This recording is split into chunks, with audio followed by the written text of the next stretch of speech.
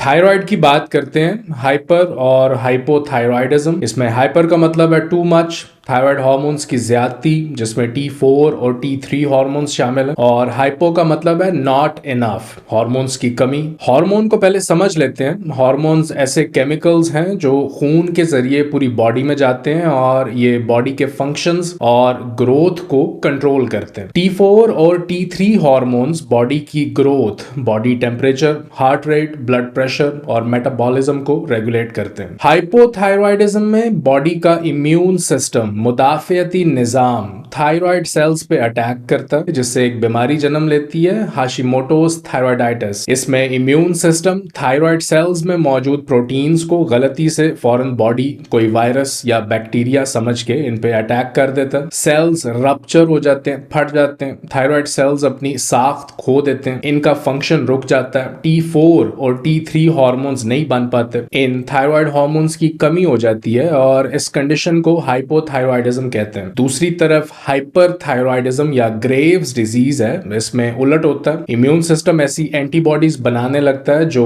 Thyroid sales के function को तेज कर देती हैं। थायराइड सेल्स की रिसेप्टर साइट्स पे जहां TSH हार्मोन को अटैच होना था, वहां जाके एंटीबॉडीज अटैच हो जाती हैं और इसकी वजह से ज्यादा T4 और T3 हार्मोन्स बनने लगते हैं। T4 और T3 हार्मोन्स बॉडी के मेटाबॉलिज्म को कंट्रोल करते हैं। यहाँ मेटाबॉलिज्म को समझ लेते हैं। मेटाबॉलिज्म एक ऐसा अमल है जिसमें बॉडी खाए जाने वाली खुराक में मौजूद विटामिन्स, मिनरल्स, फैट्स और प्रोटीन्स को ऑक्सीजन से मिला के एनर्जी बनाती है। बॉडी नॉर्मल फंक्शन कर पाती है, weight gain, weight loss, muscles growth, गुर्दों का नॉर्मल फंक्शन, इसके अलावा ब्रीदिंग, सांस लेने का अमल, ब्रेन फंक्शन, हार्ट रेट, ये सब मेटाबॉलिज्म कंट्रोल करता है। हाइपोथायराइडिज्म में T4 और T3 की कमी की वजह से मेटाबॉलिज्म स्लो हो जाता है। मेटाबॉलिज्म स्लो होने से वजन बढ़ जाता है, स्किन ड्राई हो जाती है, खाने में मौजूद प्रोटीन सही से जज्ब नहीं हो पाती, जिसकी वजह से बाल पतले हो जाते हैं। बालों की जड़ें खुश्क हो जाने से बाल झड़ने लगते हैं। एंजाइटी बढ़ती है,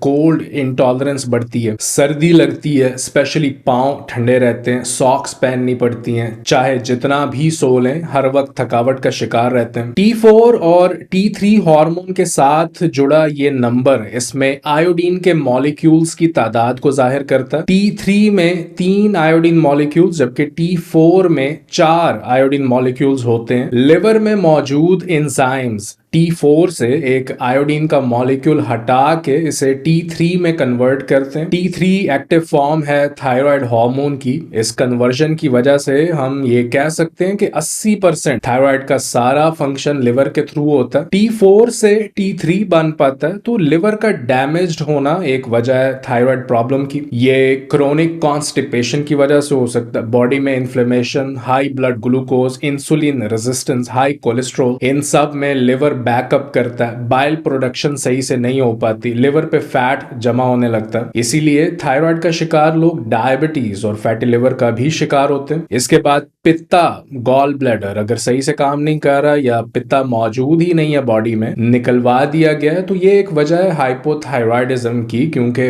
बाइल प्रोडक्शन डिस्टर्ब्ड है। T4 से T3 बन ही नहीं पा रहा, TSH लेवल्स डाउन है। इसके बाद आ जाती है बॉडी में आयोडीन की कमी। मेटाबॉलिज्म सही ना होने से बॉडी में आयोडीन सही से जज्ब नहीं हो पाती या बॉडी आयोडीन एलर्जिक है, क्योंकि T4 से T3 में कन्वर्जन के लिए आयोडीन की जरूरत होती है। बॉडी में अगर आयोडीन की कमी है तो इसमें आप जितना भी T4 या थायरॉक्सिन लेंगे ये एक हद तक काम करेगा। इवेंचुअली आपका लिवर, गॉल ब्लैडर और बाइल प्रोडक्शन का नॉर्मल होना जरूरी है to get most out of it. इसके बाद हाई एस्ट्रोजन लेवल्स, स्पेशली बच्चा पैदा होने के बाद बढ़ा हुआ एस्ट्रोजन TSH रिसेप्टर साइट्स को ब्लॉक कर देता है। एस्ट्रोजन बाइल प्रोडक्शन को ब्लॉक कर देता है। T4 और T3 की कन्वर्जन को हिंडर करता है। फ्री TSH बढ़ जाता है और ये वजह बनता है हाइपोथायराइडिज्म की। तो कोई प्राइमरी वजह नहीं है, बहुत सी सेकेंडरी वजूहात हैं। इस पे आने वाली वीडियोस में मजीद बात करेंगे। चैनल पे आने का शुक्रिया, अपना ख्याल रखिए, अल्लाह हाफिज।